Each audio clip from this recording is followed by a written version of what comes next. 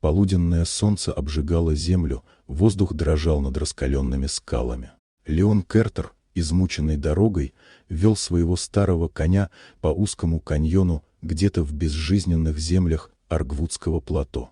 В фляге оставалось несколько глотков воды, и он уже почти смирился с мыслью, что не доживет до ночи.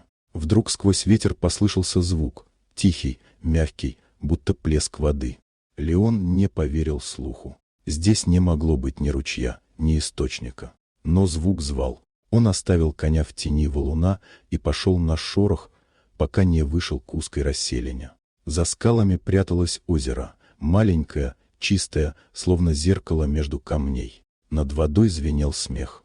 На берегу, среди гладких камней, играли 3 девушки. Они пели, плескались, и их голоса сливались с ветром. Когда Леон хотел отойти, одна из них обернулась. Их взгляды встретились. Смех стих.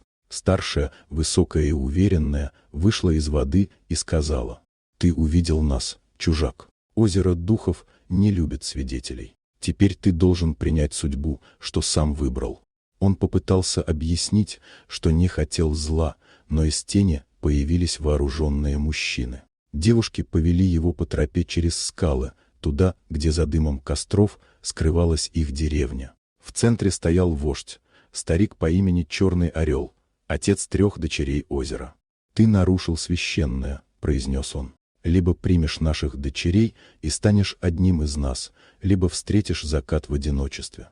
Леон молчал. Тогда старшая из девушек сказала: «Пусть духи решат. Если он достоин, вернется».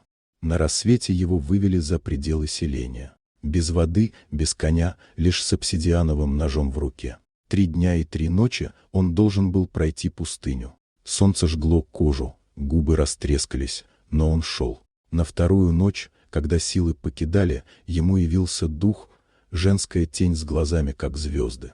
Она шепнула: «Не падай, пустыня испытания, не приговор».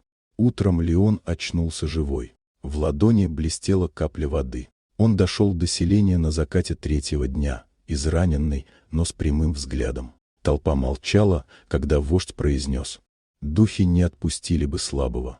Ты доказал, что достоин жизни». Старшая дочь подошла к нему. «Ты вернулся. Теперь можешь остаться или уйти». «Я не ищу брака», — сказал Леон тихо. «Я ищу прощения». Она долго смотрела ему в глаза, затем ответила: «Тогда иди. Но знай, духи не забывают тех, кого признали своими». На рассвете он уехал, и лишь ветер шептал его имя в песке. Говорят, по ночам над озером все еще слышен смех 3 сестер и эхо копыт одинокого коня. Память о человеке, который нашел честь и свободу в сердце пустыни.